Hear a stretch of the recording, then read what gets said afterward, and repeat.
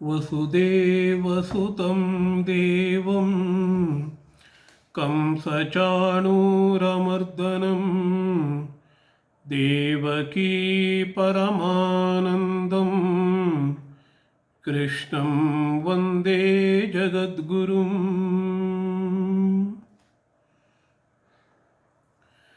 ಭಗವಂತನ ಪ್ರೇರಣೆಯಿಂದ ಶ್ರೀಮದ್ ಭಾಗವತದ ಕಥೆಯನ್ನು ಹೇಳಬೇಕು ಅಂತ ಹೇಳಿ ಸಂಕಲ್ಪ ಮಾಡಿಕೊಂಡಿದ್ದೇವೆ. ಶ್ರೀಮದ್ ಭಾಗವತದ ಕಥೆಯನ್ನು ಬಹಳಷ್ಟು ಜನ ಸಂಕ್ಷಿಪ್ತವಾಗಿ ಹೇಳುತ್ತಾರೆ. ಆದರೆ ಈ ಸರಣಿಯಲ್ಲಿ ಭಾಗವತದ ಎಲ್ಲ ಶ್ಲೋಕಗಳನ್ನು ಕೂಡ ಮನನ ಮಾಡತಕ್ಕಂತಹ ಒಂದು ಸಂಕಲ್ಪ ಇದೆ. ಆ ಮೂಲಕ ಈ ಪುರಾಣ ಶಿರೋರತ್ನದ ಆಮೂಲಾಗ್ರವಾಗಿರ್ತಕ್ಕಂತಹ ಅಧ್ಯಯನ ಮನನಗಳು ಸಾಧ್ಯವಾಗುತ್ತೆ. ಅದರ ಗಾಢ ಗಂಭೀರವಾಗಿರ್ತಕ್ಕಂತಹ ಅರ್ಥವನ್ನು ತಿಳಿದುಕೊಂಡ್ರೆ ಭಗವಂತನಲ್ಲಿ, ಕೃಷ್ಣನಲ್ಲಿ ಭಕ್ತಿ ಅನ್ನುವಂಥದ್ದು ನಮ್ಮಲ್ಲಿ ಮೂಡುತ್ತೆ. ಆ ಭಕ್ತಿಯೇ ಜೀವನದ ಸಾರತತ್ವವಾಗಿದೆ. ಆ ಭಕ್ತಿಯೇ ಮುಕ್ತಿಗಿಂತಲೂ ಕೂಡ ಶ್ರೇಷ್ಠವಾಗಿರ್ತಕ್ಕಂತಹ ಪುರುಷಾರ್ಥವಾಗಿದೆ. ಇದನ್ನು ಭಾಗವತವೇ ನಮಗೆ ನಿಧಾನವಾಗಿ ತಿಳಿಸಿಕೊಡುತ್ತೆ. ಆದ್ದರಿಂದ ಈ ಗ್ರಂಥಕ್ಕೆ ವಿಶೇಷವಾಗಿರ್ತಕ್ಕಂತಹ ಒಂದು ಪರಿಚಯ ಅನ್ನುವಂಥದ್ದೇನು ಬೇಕಾಗೋದಿಲ್ಲ. ಹೇಗೆ ಭಾಗವತ ಅನ್ನೋದು ನಿರ್ಮಾಣವಾಯಿತು, ಭಾಗವತದ ವೈಶಿಷ್ಟ್ಯ ಏನು ಅನ್ನೋದನ್ನು ಭಾಗವತದ ಪ್ರಥಮ ಅಧ್ಯಾಯದಲ್ಲೇ, ಪ್ರಥಮ ಸ್ಕಂದದಲ್ಲೇ ನಾವು ನೋಡುತ್ತೇವೆ. ಅದರಿಂದ ನೇರವಾಗಿ ನಾವು ಭಾಗವತದ ಅಧ್ಯಾಯವನ್ನು ಮಾಡೋದಕ್ಕೆ ಆರಂಭಿಸೋಣ. ಇಲ್ಲಿ ಮೊದಲನೇ ಶ್ಲೋಕ, ಇದು ಅತಿ ವಿಸ್ತಾರವಾಗಿರತಕ್ಕಂತಹ ಶ್ಲೋಕ. ಇದು ಗಂಭೀರಾರ್ಥದಿಂದ ಕೂಡಿರ್ತಕ್ಕಂತಹ ಶ್ಲೋಕ. ಇಡೀ ಗಾಯತ್ರಿ ಮಂತ್ರದ ಅರ್ಥವೇ ಇದರಲ್ಲಿ ಇದೆ ಅಂತ ಹೇಳಿ ಪಂಡಿತರು, ವಿದ್ವಾಂಸರು, ದೊಡ್ಡವರು ಹೇಳ್ತಾರೆ. ಇವತ್ತು ಈ ಶ್ಲೋಕದ ಅರ್ಥವನ್ನು ತಿಳಿದುಕೊಳ್ಳೋದಕ್ಕೆ ಆಮೂಲಾಗ್ರವಾಗಿ ಪದಶಃ ಬಿಡಿಸಿ ನೋಡಿ ಇದರ ಮರ್ಮವನ್ನು ತಿಳಿದುಕೊಳ್ಳೋದಕ್ಕೆ ನಾವು ಪ್ರಯತ್ನ ಮಾಡೋಣ. ಓಂ ನಮೋ ಭಗವತೆ ವಾಸುದೇವಾಯ. ಶ್ರೀಕೃಷ್ಣ ಪರಬ್ರಹ್ಮಣೇ ನಮಃ. ಜನ್ಮಾದ್ಯಸ್ಯ ಯತೋನ್ಮಯಾದಿತರತಶ್ಚಾರ್ಥೇಷ್ವಭಿಘ್ನಸ್ವರಾಟ್ ತೇನೇ ಬ್ರಹ್ಮಹೃದಾಯ ಆದಿಕವಯೇ ಮುಷ್ಯಂತಿ ಯತ್ಸೂರಯಃ ತೇಜೋ ವಾರಿಮೃದಾಂ ಯಥಾ ವಿನಿಮಯೋ ಯತ್ರ ತ್ರಿಸರ್ಗೋ ಮೃಷಾ ಧಾಮ್ನಾಸ್ತೇನ ಸದಾ ನಿರಸ್ತಕುಹಕಂ ಸತ್ಯಂ ಪರಂ ಧೀಮಹಿ. ಇಡೀ ಶ್ಲೋಕದ ಅಂತರಾರ್ಥ ಅನ್ನುವಂಥದ್ದು ಸತ್ಯಂ ಪರಂ ಧೀಮಹಿ ಅನ್ನುವಂತಹ ಶಬ್ದಗಳಲ್ಲಿದೆ. ಸತ್ಯ ಅಂದರೆ ನಾಶರಹಿತವಾಗಿರುವಂಥದ್ದು, ಯಾವತ್ತೂ ಇರುವಂಥದ್ದು. ಪರಂ ಅಂದರೆ ಪರಮೇಶ್ವರ, ಜಗನ್ನಿಯಾಮಕನಾಗಿರ್ತಕ್ಕಂತಹ ಪರಮಾತ್ಮ. ಅವನನ್ನು ಧೀಮಹಿ ನಾವುಗಳು ಧ್ಯಾನಿಸುತ್ತೇವೆ. ಇದು ಈ ಶ್ಲೋಕದಲ್ಲಿ ಬರ್ತಕ್ಕಂತಹ ಕ್ರಿಯೆ. ಇದು ಇನ್ನು ಪರಮಾತ್ಮ ಯಾರು ಅನ್ನೋದನ್ನು ಇಲ್ಲಿ ವಿಸ್ತಾರವಾಗಿ ವರ್ಣಿಸಿದ್ದಾರೆ. ಅರ್ಥೇಶು ಅಂತಂದರೆ ಆಕಾಶ ಮುಂತಾದಂತಹ ಪದಾರ್ಥಗಳು, ಅವುಗಳಲ್ಲಿ ಅನ್ವಯಾತ್ ಆ ಎಲ್ಲ ಪದಾರ್ಥಗಳಲ್ಲೂ ಕೂಡ ಸತ್ಸ್ವರೂಪದಿಂದ ಅಂದರೆ ಇರುವಂತಹ ಒಂದು ಸತ್ಯದ ಸ್ವರೂಪದಿಂದ ಇರತಕ್ಕಂಥವನು ಯಾರು ಅಂದರೆ ಪರಮಾತ್ಮ. ಅನ್ವಯವಾಗಿ ಇರ್ತಾನೆ ಅಂತಂದರೆ ಮಣ್ಣು ಅನ್ನುವಂಥದ್ದು ಮಡಿಕೆಯಲ್ಲಿ ಅನ್ವಯವಾಗಿ ಇರುತ್ತೆ. ಅದು ಮಡಿಕೆ ಅಂತ ಅನಿಸ್ಕೊಂಡ್ರೂ ಕೂಡ ಮಣ್ಣು ಅದರ ಸತ್ಸ್ವರೂಪವಾಗಿ ಇರುವಿಕೆಯ ಸ್ವರೂಪವಾಗಿರುತ್ತೆ. ಅದೇ ರೀತಿ ಇಡೀ ಜಗತ್ತು ಅಂತ ನಮಗೆ ನಾಮರೂಪಗಳಾಗಿ ಕಂಡು ಬಂದರೂ ಕೂಡ ಅದರಲ್ಲಿ ಅನುಸ್ಯೂತವಾಗಿ ಮುಂದುವರಿಕೆಯಾಗಿ ಕಂಡುಬರತಕ್ಕಂತಹ ಸತ್ಸ್ವರೂಪ ಪರಮಾತ್ಮ ಅಂತ ಹೇಳಿ ಇಲ್ಲಿ ಅನ್ವಯಾತ್ ಅಂತ ಹೇಳಿದ್ದಾರೆ. ಇತರಶ್ಚ, ಹಾಗೆ ಅಸತ್ಯವಾಗಿರ್ತಕ್ಕಂತಹ ಪದಾರ್ಥಗಳು, ಇಲ್ಲದೇ ಇರತಕ್ಕಂತಹ ಪದಾರ್ಥಗಳು, ಅದಕ್ಕೆ ಸಂಸ್ಕೃತದಲ್ಲಿ ಗಗನಕುಸುಮ ಅನ್ನುವಂತಹ ಒಂದು ಶಬ್ದದ ಒಂದು ಪದಾರ್ಥವನ್ನು ಉದಾಹರಣೆಯಾಗಿ ಕೊಡ್ತಾರೆ. ಆಕಾಶ ಕುಸುಮ, ಗಗನ ಕುಸುಮ ಅಂತಂದರೆ ಆಕಾಶದಲ್ಲಿ ಇರತಕ್ಕಂತಹ ಪುಷ್ಪ, ಅಥವಾ ವಂದ್ಯಾಪುತ್ರ ಅನ್ನುವಂತಹ ಇನ್ನೊಂದು ಉದಾಹರಣೆಯನ್ನು ಕೊಡ್ತಾರೆ. ವಂದ್ಯ ಅಂದರೆ ಬಂಜೆಯ ಮಗ. ಇದೆರಡೂ ಕೂಡ ಇರೋದಕ್ಕೆ ಸಾಧ್ಯವೇ ಇಲ್ಲ. ಅದರಿಂದ ಸುಳ್ಳಾದ ಪದಾರ್ಥಗಳಲ್ಲಿ ಈ ಸತ್ಯತ್ವ ಅನ್ನುವಂಥದ್ದು ಇರೋದಿಲ್ಲ. ಯಾವುದು ಇಂದ್ರಿಯ ಗ್ರಾಹ್ಯವಾದ ಪದಾರ್ಥಗಳಲ್ಲಿ ಇರುವಂಥದ್ದು ಈ ಭಗವತ್ ತತ್ವವೇ ಅನ್ನುವಂತಹ ವ್ಯಾಖ್ಯಾನವನ್ನು ಇದಕ್ಕೆ ಮಾಡ್ತಾರೆ. ಇದಕ್ಕೇನೆ ಇನ್ನೊಂದು ರೀತಿಯ ವ್ಯಾಖ್ಯಾನವನ್ನು ನೋಡಿದರೆ ಅನ್ವಯಾತ್, ಮಡಕೆಗಳಿಗೆ ಮಣ್ಣು ಕಾರಣವಾಗಿರುತ್ತೆ, ಚಿನ್ನದ ಒಡವೆಗಳಿಗೆ ಚಿನ್ನ ಕಾರಣವಾಗಿರುತ್ತೆ, ಹಾಗೆ ಬೆಳ್ಳಿಯ ಒಡವೆಗಳಿಗೆ ಬೆಳ್ಳಿ ಅನ್ನುವಂಥದ್ದು ಕಾರಣವಾಗಿರುತ್ತೆ. ಅದೇ ರೀತಿ ಇಡೀ ಜಗತ್ತಿಗೆ ಕಾರಣನಾಗಿದ್ದುಕೊಂಡು ಈಗ ಜಗದ್ರೂಪದಲ್ಲಿ ಕಾಣಬರ್ತಾ ಇರತಕ್ಕಂಥವನು ಪರಮಾತ್ಮ ಅಂತ ಹೇಳಿ ಅನ್ವಯಾತ್.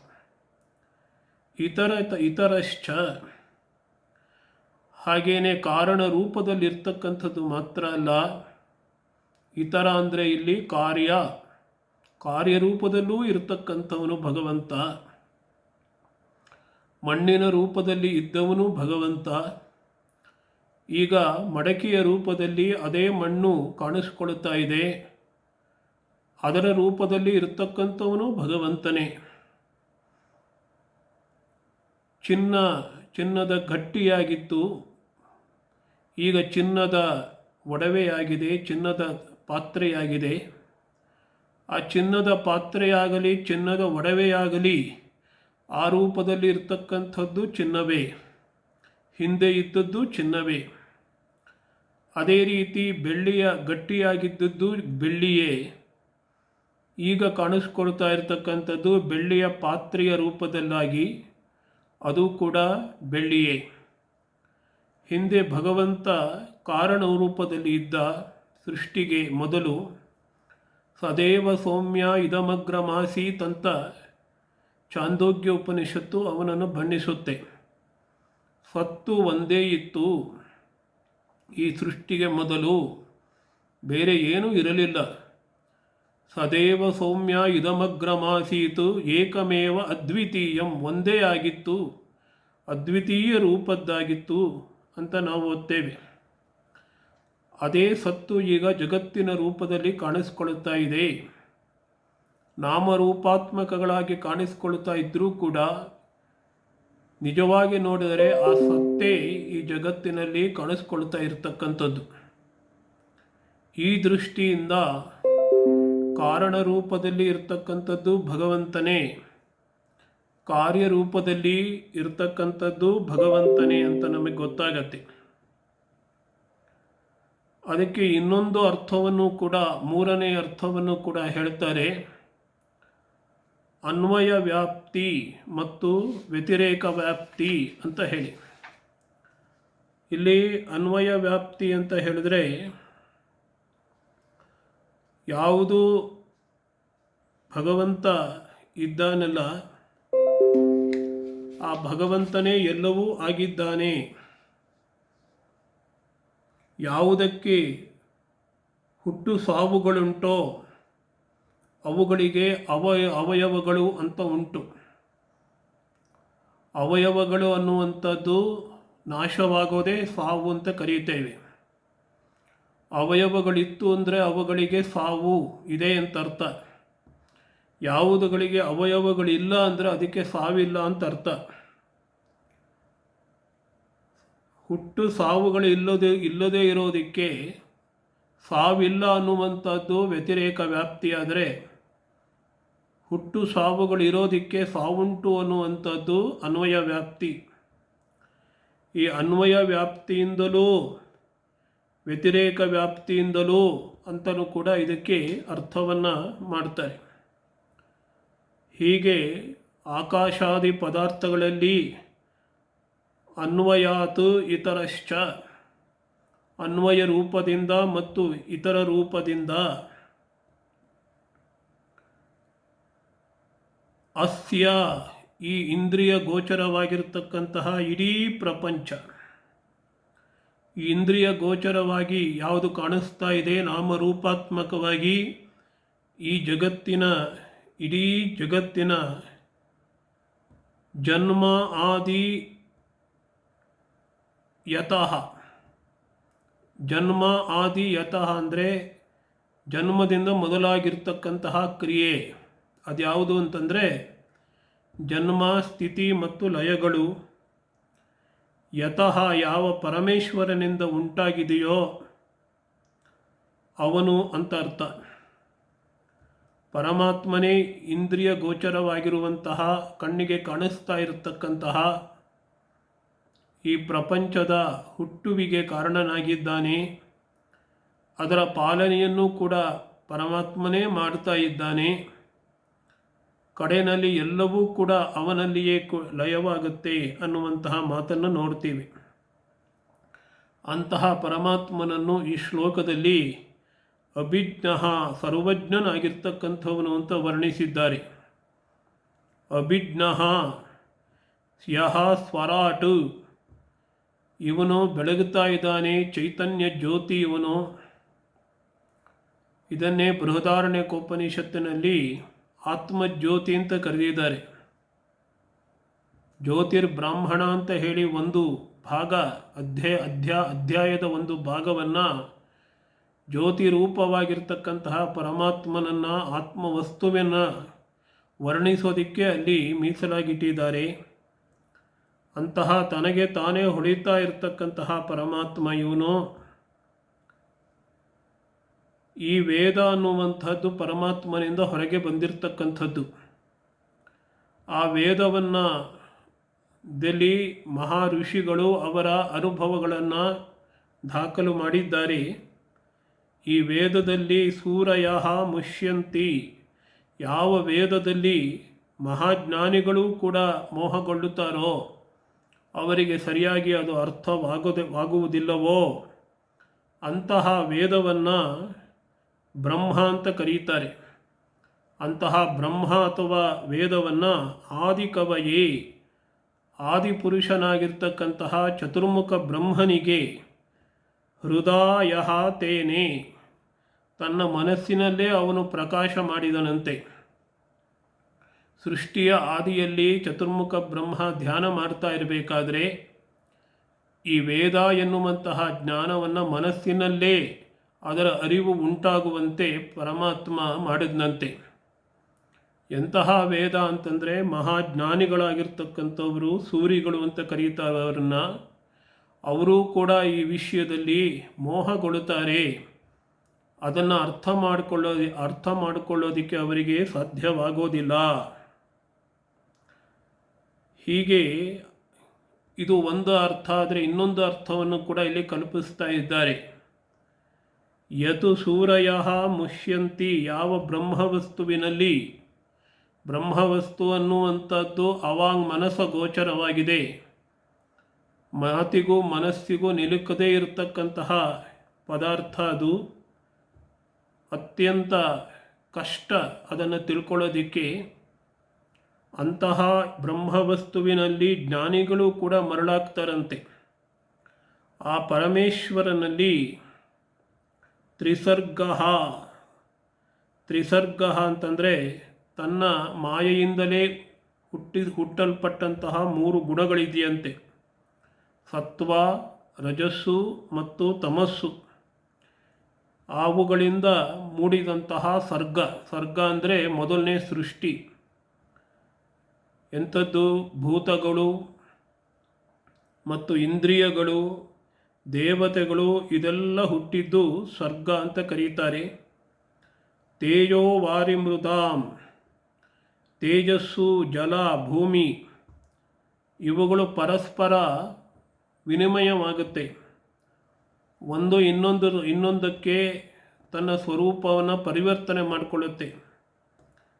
ತೇಜ ಇದ್ದದ್ದು ವಾರಿಯಾಗತ್ತೆ, ವಾರಿಯಾಗಿದ್ದು ಮಣ್ಣಾಗತ್ತೆ ಅಥವಾ ಪೃಥ್ವಿಯಾಗುತ್ತೆ. ಈ ರೀತಿ ಬದಲಾವಣೆಯಂತೆ ಎಲ್ಲ ಸೃಷ್ಟಿಯು ಕೂಡ ಪರಮಾತ್ಮನಲ್ಲಿ ಕಂಡುಬರುವಂಥದ್ದು ಅಮೃಷ. ಅದು ಸತ್ಯವಾದದ್ದು. ಅಂದರೆ ಪರಮಾತ್ಮನಲ್ಲಿ ಸತ್ಯ, ಅದು ಪರಮಾತ್ಮನಂತೆ ಸತ್ಯ. ಆದರೆ ಪರಮಾತ್ಮನಿಗಿಂತ ಭಿನ್ನವಾಗಿ ನೋಡಿದ್ರೆ ಈ ಸೃಷ್ಟಿ ಎನ್ನುವುದು ಸತ್ಯ ಅಲ್ಲ. ಅಥವಾ ಇದಕ್ಕೆ ಇನ್ನೊಂದು ಅರ್ಥವನ್ನು ಕಲ್ಪಿಸೋದಾದರೆ, ಯತ್ರ ತ್ರಿಸರ್ಗ, ಈ ಸೃಷ್ಟಿ ಎನ್ನುವಂಥದ್ದು ಯಾವ ಪರಮಾತ್ಮನಲ್ಲಿ ಸುಳ್ಳಾಗಿರ್ತಕ್ಕಂಥದ್ದು. ಮೊದಲನೇ ಅರ್ಥದಲ್ಲಿ ಸತ್ಯವಾದದ್ದು ಅಂತ ಹೇಳಿಬಿಟ್ರು. ಎರಡನೇ ಅರ್ಥದಲ್ಲಿ ಇದೇ ಸೃಷ್ಟಿ ಎನ್ನುವಂಥದ್ದು ಸುಳ್ಳು ಅಂತ ಹೇಳಿದ್ರು. ಇದು ಹೇಗೆ ವಿರೋಧಾರ್ಥ ಅಂತಂದರೆ ಹಾಗಲ್ಲ. ಇಡೀ ಪ್ರಪಂಚ ಅನ್ನುವಂಥದ್ದು ಭಗವಂತನ ರೂಪವೇ.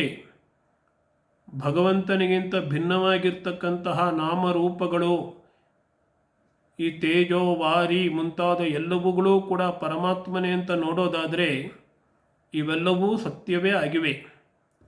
ಪರಮಾತ್ಮನಿಗಿಂತ ಭಿನ್ನವಾಗಿ ನಾವು ನೋಡೋದಾದರೆ ಇವೆಲ್ಲವೂ ಕೂಡ ಮಿಥ್ಯೆ. ಹಗ್ಗದಿಂದ ಹಾವು ಬರುತ್ತೆ ಅಂತ ಅಂದ್ಕೊಂಡ್ರೆ ಹಗ್ಗವೇ ಹಾವು ಅಂತ ನೋಡಿದಾಗ ಅಲ್ಲಿ ಮಿಥ್ಯಾತ್ವ ಬರೋದಿಲ್ಲ. ಯಾಕಂದರೆ ಹಾವು ಅನ್ನುವಂಥದ್ದು ಹಗ್ಗ ಬಿಟ್ಟರೆ ಬೇರೆ ಅಲ್ಲ. ಅದು ಇಲ್ಲ, ಹಾವು ಅನ್ನುವಂಥದ್ದೇ ಬೇರೆ ಇದೆ ಅಂತ ತಿಳ್ಕೊಂಡ್ರೆ ಅದು ಖಂಡಿತವಾಗಲೂ ಅದು ಮಿಥ್ಯ, ಅದು ಸುಳ್ಳು. ಅದು ಹೀಗೆ ಪ್ರಪಂಚವನ್ನು ನಾವು ಯಾವ ರೀತಿ ನೋಡ್ತೇವೆ ಅದರ ಮೇಲೆ ಅವಲಂಬಿಸಿದೆ. ಎಲ್ಲವನ್ನೂ ವಿಷ್ಣುಮಯ, ಭಗವನ್ಮಯವಾಗಿ ನೋಡಿದರೆ ಇದೆಲ್ಲವೂ ಸತ್ಯವೇ.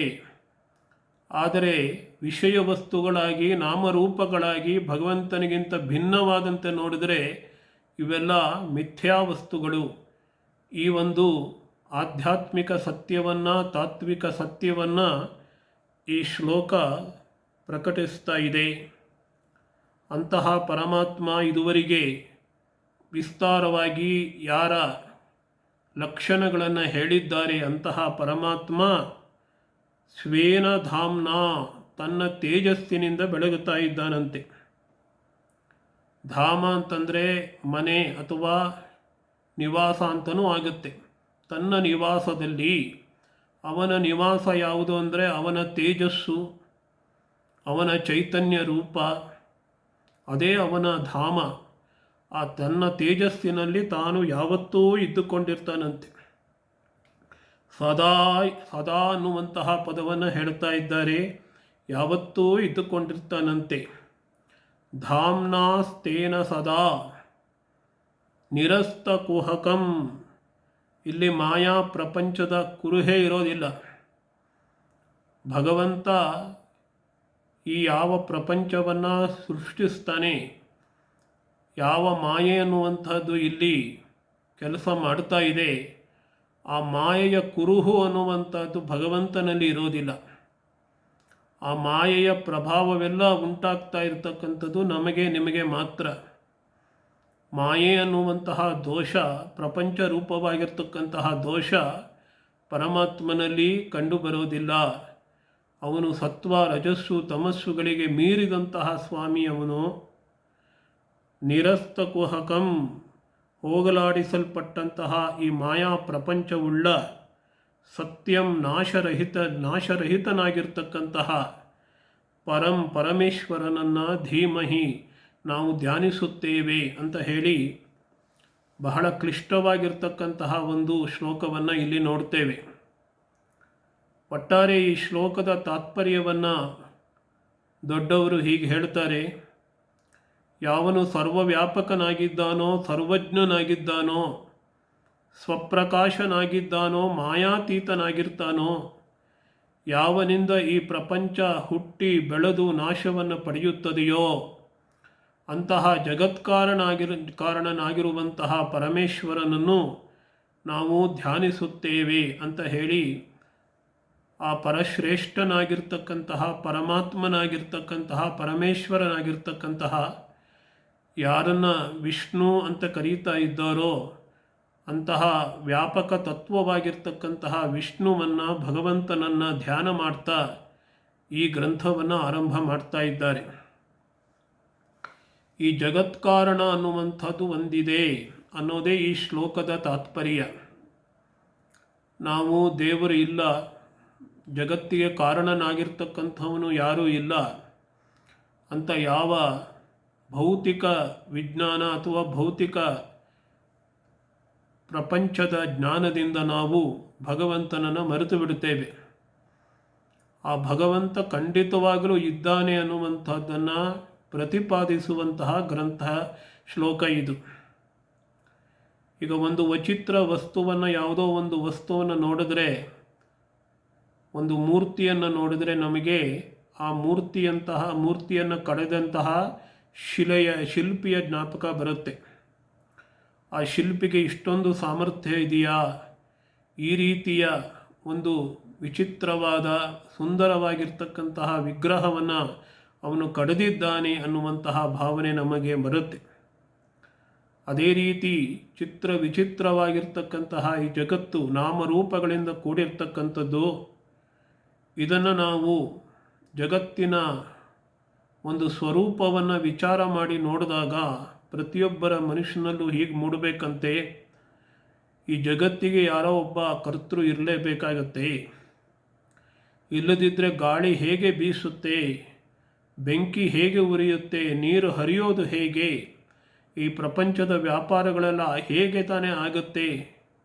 ಆದ್ದರಿಂದ ಇದಕ್ಕೆಲ್ಲಕ್ಕೂ ಕಾರಣನಾಗಿರ್ತಕ್ಕಂತಹ ಒಬ್ಬ ಮಹಾತ್ಮ ಪರಮಾತ್ಮ ಇರಲೇಬೇಕು.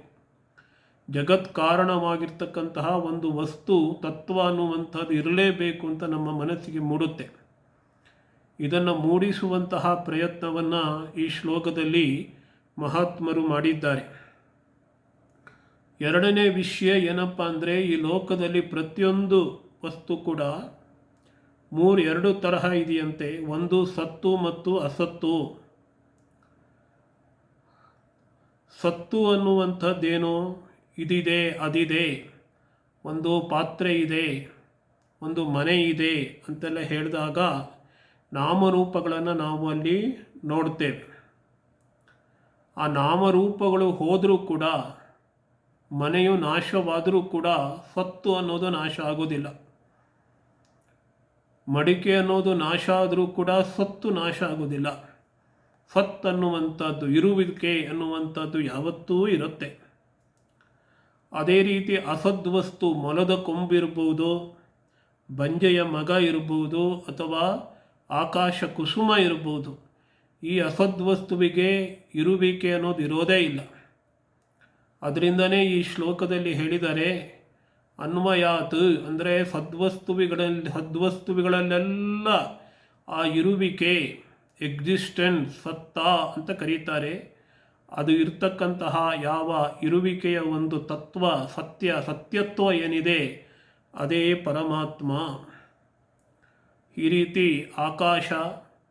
ಆಕಾಶದಿಂದ ವಾಯು, ಆಕಾಶಾತ್ ವಾಯು, ವಾಯೋರಗ್ನಿ, ಅಗ್ನೇಃ ಆಪಃ ನೀರು. ಈ ರೀತಿ ಪಂಚಭೂತಗಳೆಲ್ಲ ಸೃಷ್ಟಿಯಾಗಿದೆಯಲ್ಲ, ಅದರಲ್ಲೆಲ್ಲ ಅನುಸ್ಯೂತವಾಗಿ ಸತ್ಯ ಪದಾರ್ಥವಾಗಿ ಉಳ್ಕೊಂಡು ಬಂದಿರತಕ್ಕಂಥದ್ದು. ಈ ಜಗತ್ತಲ್ಲೆಲ್ಲ ಸತ್ಯ ಪದಾರ್ಥವಾಗಿ ಇರುವಂಥದ್ದು ಪರಮಾತ್ಮ. ಅಂತಹ ಪರಮಾತ್ಮನನ್ನು ನಾನು ಧ್ಯಾನಿಸುತ್ತೇನೆ ಅಂತ ಹೇಳಿ ಈ ಶ್ಲೋಕದಲ್ಲಿ ಹೇಳಲಾಗಿದೆ. ಆಮೇಲೆ ಮೂರನೆಯ ವಿಷಯವನ್ನು ನಾವೀಗಾಗಲೇ ನೋಡಿದ್ದು, ಚಿನ್ನದಿಂದ ಒಡವೆಗಳನ್ನು ಮಾಡ್ತಾರೆ, ಅದಕ್ಕೆ ಚಿನ್ನವೇ ಕಾರಣವಾಗುತ್ತೆ.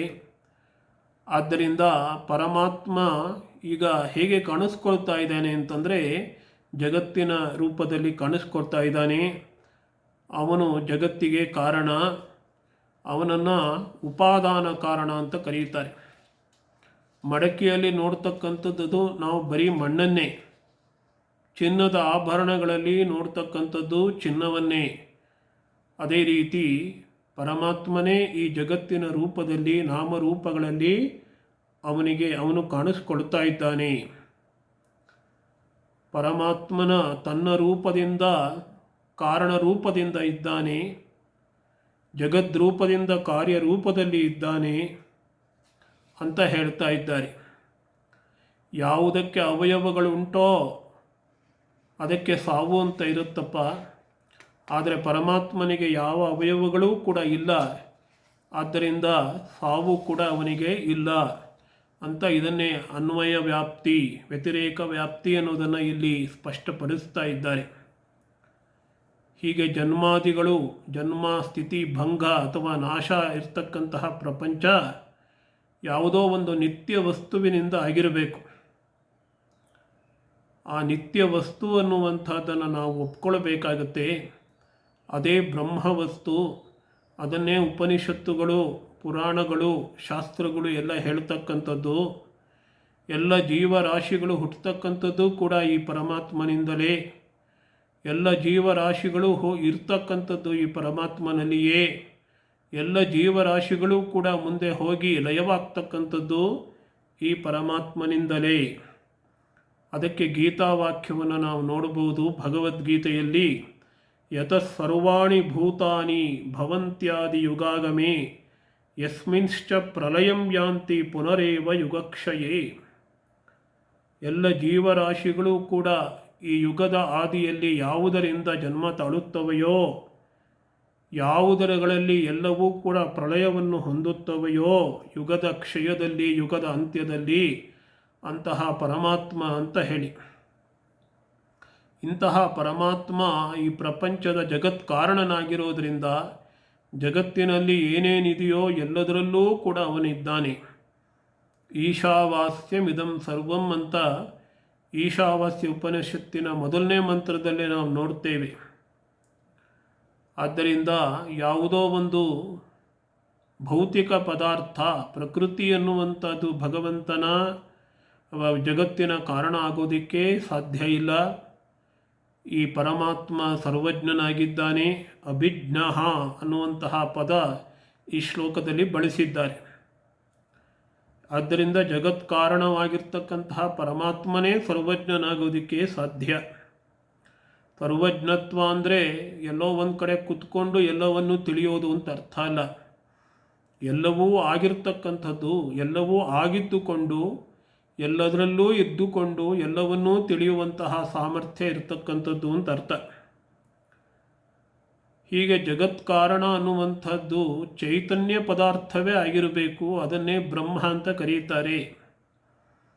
ಸಾಂಖ್ಯರು ಹೇಳುವಂತೆ ಪ್ರಕೃತಿ ಅಥವಾ ಪ್ರಧಾನ ಮೂಲ ಪ್ರಕೃತಿ ಅಂತ ಕರೀತಾರೆ ಅವರು.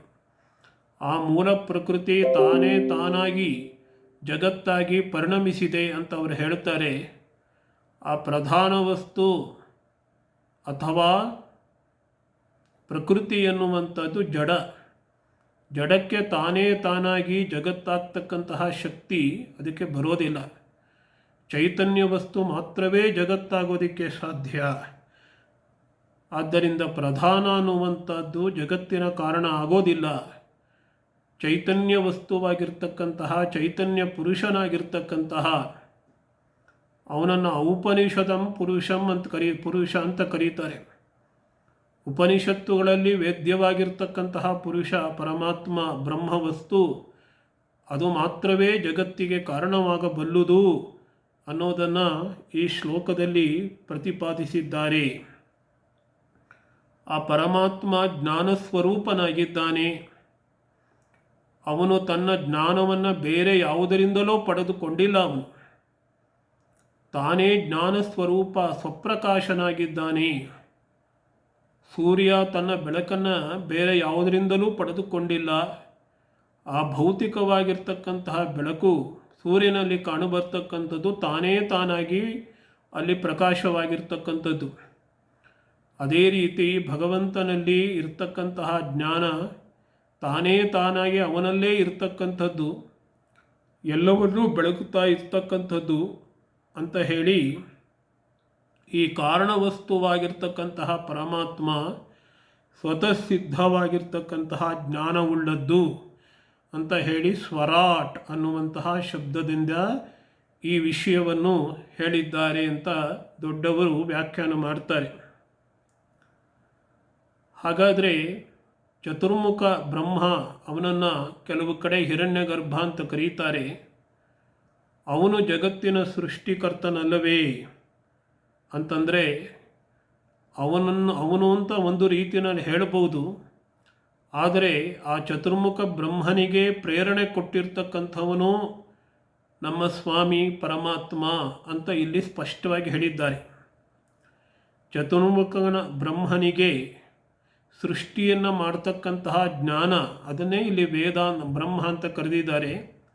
ಚತುರ್ಮುಖ ಬ್ರಹ್ಮನಿಗೆ ಸೃಷ್ಟಿಯನ್ನು ಮಾಡ್ತಕ್ಕಂತಹ ಜ್ಞಾನವನ್ನು ಮನಸ್ಸಿನಲ್ಲಿ ಪ್ರಕಾಶ ಮಾಡಿರ್ತಕ್ಕಂಥವನು, ಮನಸ್ಸಿನಲ್ಲಿ ಹೊಳೆಯುವಂತೆ ಮಾಡಿರ್ತಕ್ಕಂಥವನು ಪರಮಾತ್ಮ. ಈ ಮೂಲಕ ಜಗತ್ತಿಗೆ ಸೃಷ್ಟಿಗೆ ಕಾರಣನಾಗಿರ್ತಕ್ಕಂಥವನು ಪರಮಾತ್ಮನೇ ಅಂತ ಇಲ್ಲಿ ಪ್ರತಿಪಾದಿಸಿದ್ದಾರೆ.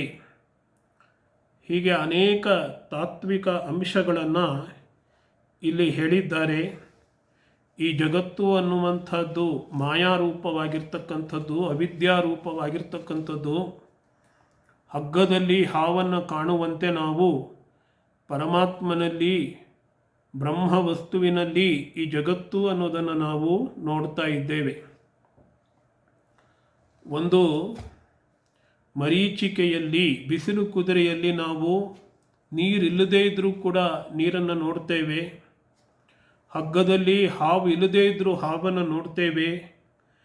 ಅದೇ ರೀತಿಯಲ್ಲಿ ಜಗತ್ತನ್ನು ಪರಮಾತ್ಮನಾಗಿರ್ತಕ್ಕಂತಹ, ಪರಮಾತ್ಮವೇ ಆಗಿರ್ತಕ್ಕಂತಹ ಈ ಜಗತ್ತನ್ನು ನಾವು ತಪ್ಪಾಗಿ ನೋಡ್ತಾ ಇದ್ದೇವೆ.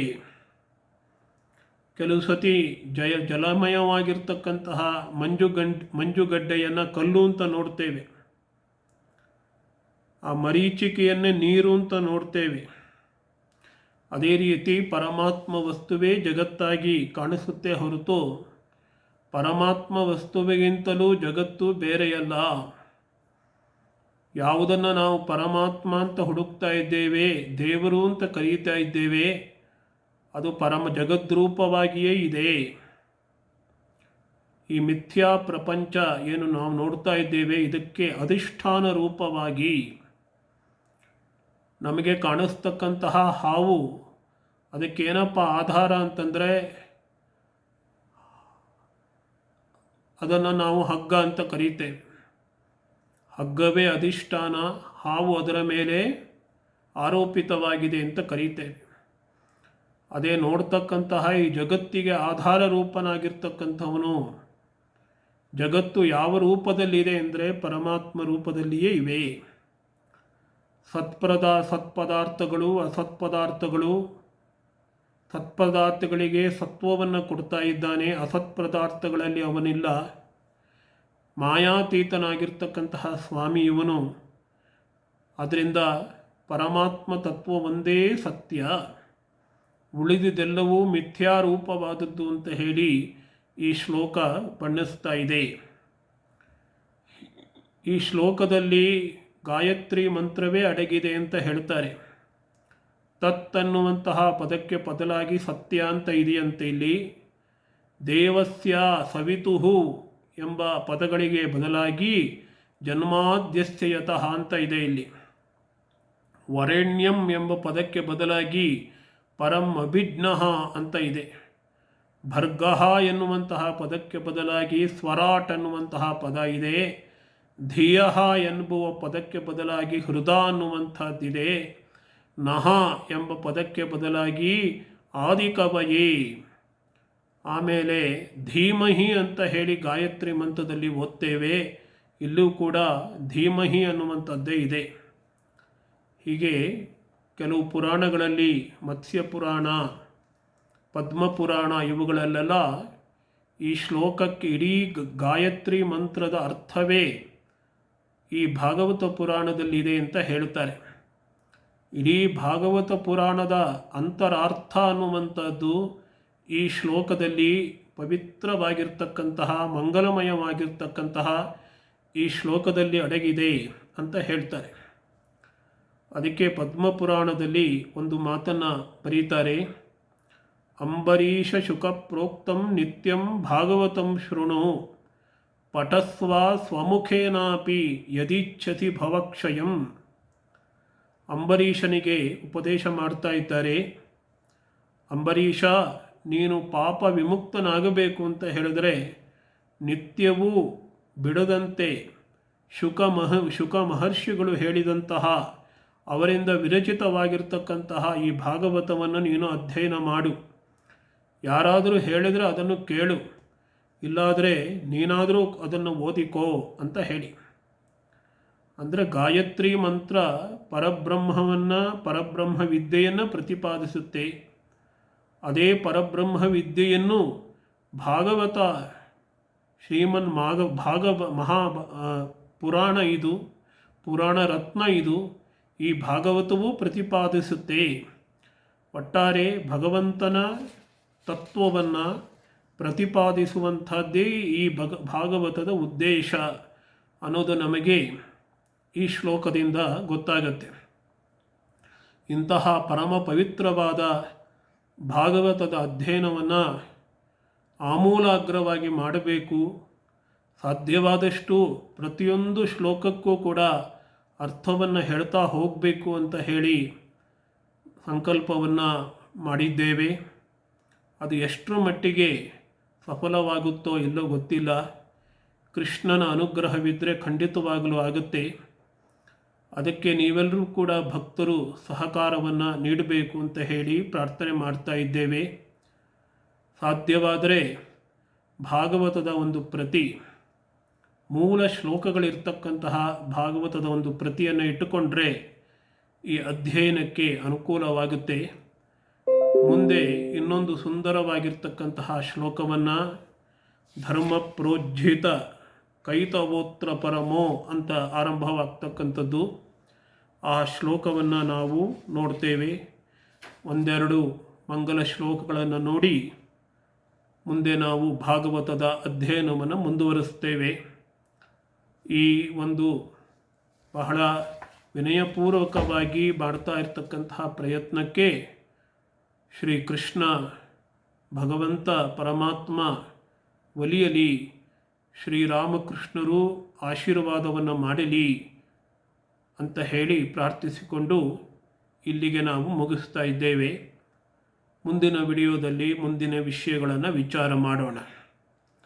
ಓಂ ಶಾಂತಿ ಶಾಂತಿ ಶಾಂತಿ. ಹರಿ ಓಂ ತತ್ಸತ್.